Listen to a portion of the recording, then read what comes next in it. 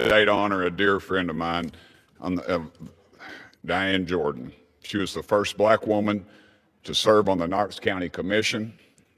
Diane served 4 terms from 1992 to 2007, was known for a passion for improving Knox County while wearing some really cool cowboy hats of hers. That's one right there. Diane grew up in our community and knew it better than anyone. She was always serving, looking for ways to make it better. In a time of great division in Knoxville, she was one of those that was always in the middle of it, trying to fix things with peaceful conversations, Mr. Speaker, something we don't see a lot of anymore. She's known for her sayings about working together across the aisle to bring change to the people we represented as one. We could all take a lesson from Diane, Mr. Speaker. After her 4 terms, she continued public service through community philanthropy and mentoring other city officials, including my friend, former Knoxville Councilwoman Gwen McKenzie. She leaves behind her husband of 41 years, Reverend John Jordan, 8 kids, and more than 20 grandkids. And she has always been in my prayers. She was a dear friend, and I remembered when my daddy died, she was extra kind to my mama, and I always remember that. And walking with her in the Martin Luther King Day parades, it was always the coldest day of the year, Mr. Speaker, and every dadgum person knew her. It was like walking with a rock star, and she always made me feel very special, and she will be missed, but I know she's with Jesus right now, and she's doing better than all of us. Thank you, Mr. Speaker. Gentleman yields. For what purpose does the gentleman from Florida seek recognition? Mr. Speaker, I ask unanimous consent to address the House for 1 minute and to revise and extend my remarks. Without objection, the gentleman is recognized. Mr. Speaker, in celebration of Black History Month, I rise today to recognize extraordinary Black luminaries from Central Florida for their work and impact on the community that I proudly represent. Through tireless advocacy, they have strengthened our neighborhoods, expanded the opportunity for those too often left behind, and improved the lives of countless families across Orlando.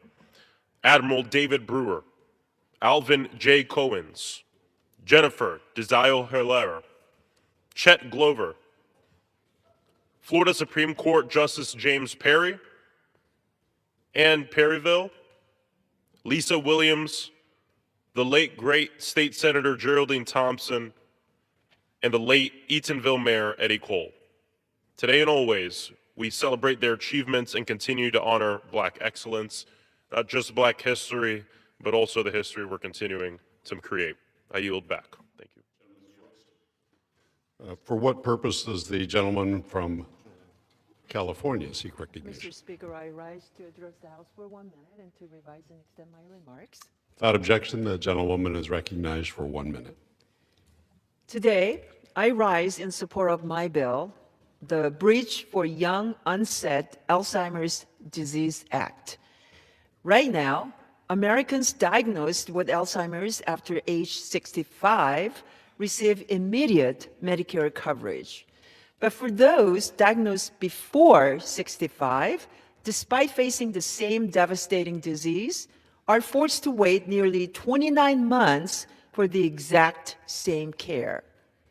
For the 200,000 Americans living with young onset Alzheimer's, that delay is devastating. The Bridge for Youth Act fixes this gap by eliminating the Medicare waiting period for those with young onset Alzheimer's. Early access to care matters. This disease progresses very quickly. Many patients lose the ability to work or support themselves long before coverage kicks in, while families are left to shoulder an additional $20,000 a year in out-of-pocket costs. Congress has acted before for rapidly progressing disease like ALS. We should do the same here.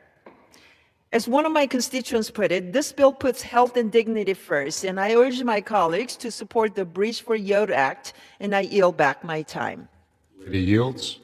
For what purpose does the gentleman from California seek recognition? Address the body for 1 minute without objection. Without objection, the gentleman is recognized for 1 minute.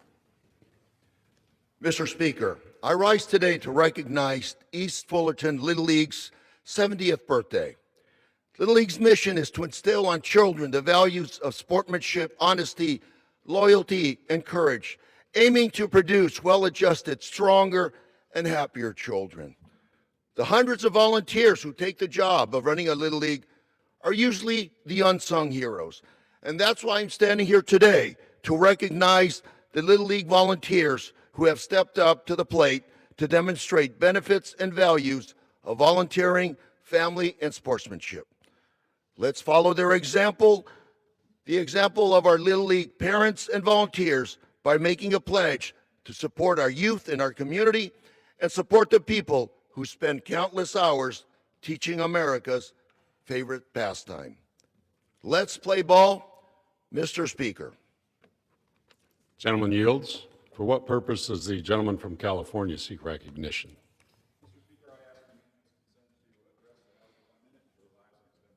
Without objection, the gentleman is recognized for 1 minute.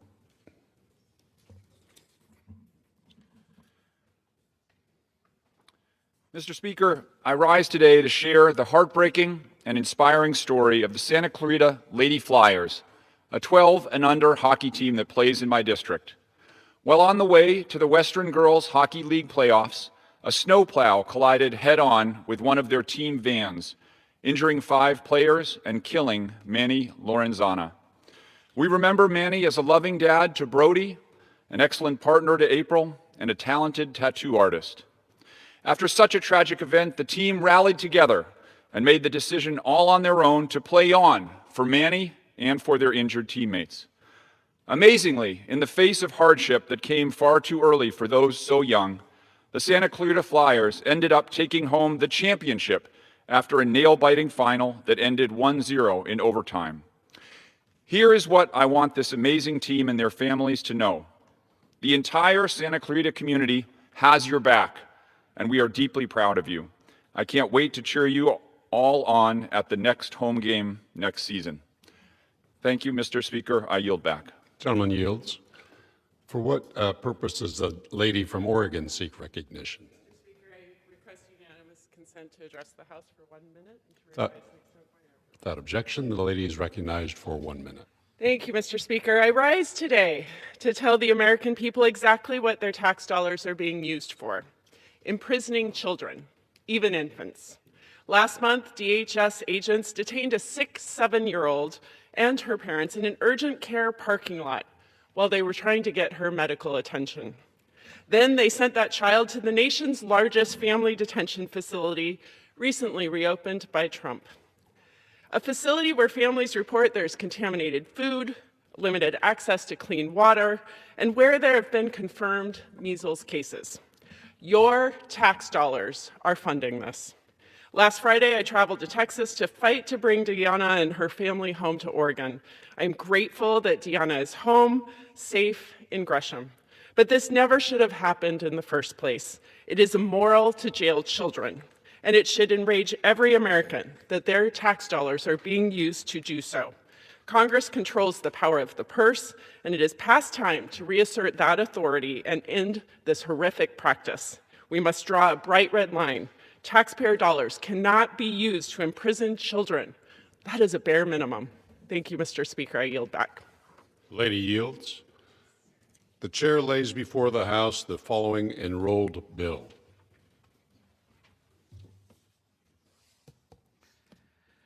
Senate 3705, an act to provide for the creation of a congressional time capsule in commemoration of the semi-quincentennial of the United States and for other purposes.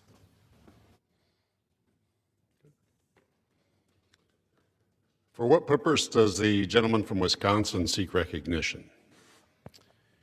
Mr. Speaker, pursuant to House Resolution 1057, I call up Bill H.R. 2189 and ask for its immediate consideration in the House. The clerk will report the title of the bill. Union Calendar Number 403, H.R. 2189, a bill to modernize federal firearms laws to account for advancements in technology and less than lethal weapons and for other purposes. Pursuant to House Resolution 1057, in lieu of the amendment in the nature of a substitute recommended by the Committee on the Judiciary printed in the bill, an amendment in the nature of a substitute consisting of the text of Rules Committee Print 119-18 is adopted, and the bill as amended is considered as read. The bill as amended shall be debatable for 1 hour, equally divided among and controlled by the chair and ranking minority member of the Committee on the Judiciary or their respective designees, and the chair and ranking minority member of the Committee on Ways and Means or their respective designees.